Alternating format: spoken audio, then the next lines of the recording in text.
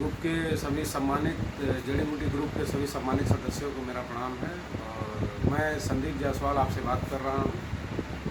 मित्रों, मेरी पत्नी जो पूजा कुमारी जायसवाल हैं, उन्हें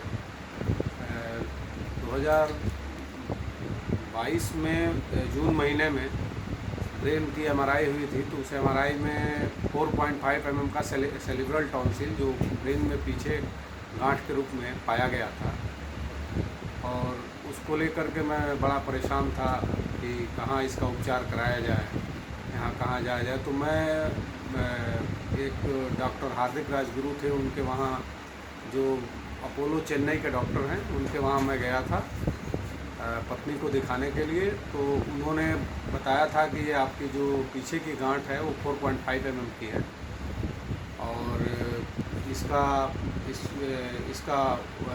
अगर ये 5 mm से ऊपर हो जाता है तो ये शरीर के किसी भी ऑर्गन को ये डिस्टर्ब कर सकता है, क्योंकि जब ये गांठें बढ़ेंगी तो ब्रेन के किसी न किसी नसों को दबाएंगी, जिससे जो डेली एक्टिविटी है, जैसे बोलना हुआ या चलना हुआ या डेली एक्टिविटी में उससे प्रॉब्लम शुरू हो जाएंगी।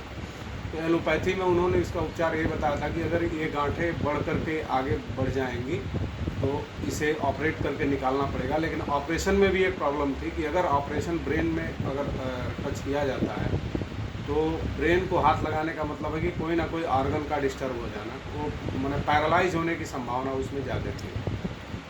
तो इस तथ्यों को लेकर के मैं बहुत ज़्यादा परेशान था। तो अपने ही ग्रुप के जो महेश जी हैं, महेश जी के माध्यम से मैं डॉक्टर वैद्य राजेंद्र सिंह के वहाँ मैं गया और उनके माध्यम से, उनके देख रेख में लगभग एक वर्ष तक ये उपचार हुआ और 1 वर्ष तक उपचार करने के बाद से जुलाई महीने में इस लगभग 26 को हुआ था। नहीं, कब गया था हम लोग, कब रिपोर्ट आई है? 6 जून। हाँ, नहीं, रिपोर्ट कब आई है फाइनल? अच्छा, ये इस बार की 1 अगस्त को। हाँ, 1 अगस्त को जब हम निमांस में, जो एशिया की सबसे बड़ी न्यूरो साइंस की संस्थान बेंगलोर में है, वहाँ मैं पत्नी को जांच कराने के लिए ले गया था। भैया ने ही बताया था कि आप जाके एक बार जांच करा लीजिए। वो उपचार करते रहे 1 वर्ष तक और बताया कि आप एक बार जांच करा लीजिए। तो जब मैं जा कर के वहाँ जांच कराया हूँ तो जो ब्रेन की जो गांठें थी, जो 4.5 mm सेरिब्रल जो टॉन्सिल था, जो पीछे जो सेरिबेलम जो इनलार्ज हो रहा था, जो 4.5 mm का हो गया था, वो पूरी तरीके से गल करके नष्ट हो गया था। और डॉक्टर ने ये बताया, जो न्यूरो सर्जन थे, सर्जन ने ये बताया कि आपकी जो ब्रेन है, ब्रेन पूरी तरह से क्लियर है और इसमें सर्जिकल कोई प्रॉब्लम नहीं है। आप मतलब जाके न्यूरोलॉजिस्ट को दिखा सकते हैं। मित्रों, मैं दोनों रिपोर्ट्स आपको ग्रुप में मैं भेजूंगा और आप इसको देखिए। और वैद्य राजेंद्र सिंह जी को मैं हृदय से, मेरे पास शब्द नहीं है कि मैं उन्हें कि क्या नाम है कि मैं उन्हें आभार व्यक्त कर सकूं। आजीवन मैं उनका ऋणी रहूँगा।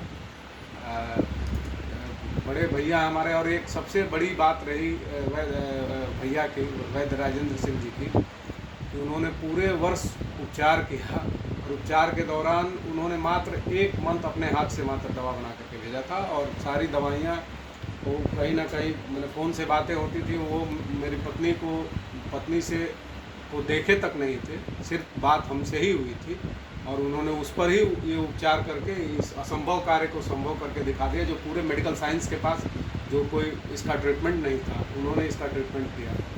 इसके पिछले वर्ष मैं इसे निमांस भी ले गया था, जब ये गांठें इसके ब्रेन में जब पाई गई थी हार्दिक राजगुरु को दिखाने के बाद। तो निमांस बेंगलोर भी पिछले वर्ष यही बात बोला था कि अगर ये गांठें बढ़ जाएंगी तो मैं इसे ऑपरेट करूँगा। और उसके बाद इस वर्ष मैं पुनः लेकर के गया उसे जांच कराने के लिए भैया के आदेशानुसार। तो वो गांठें पूरी तरीके से गल के ख़त्म हो गई थी। तो राजेंद्र भैया को मैं बहुत बहुत धन्यवाद दूंगा। और पूरे वर्ष में भैया ने जो उपचार किया, उस उपचार के दौरान मुझसे 1 रुपया तक नहीं लिया। ये बड़ा ही एक क्या नाम है, गर्व का विषय है भारतीय चिकित्सा आयुर्वेद की दृष्टि से। या भारतीय आयुर्वेद जो सनातन आयुर्वेद है, जिसमें सिर्फ मानवता की बात की जाती है, किसी व्यापार की बात नहीं की जाती है। मैं भैया को सत सत नमन, हृदय से प्रणाम और आभार व्यक्त करने के लिए मेरे पास शब्द नहीं है। मैं आजीवन भैया का ऋणी रहूँगा। जी, सबको मेरा नमस्कार, मेरा प्रणाम।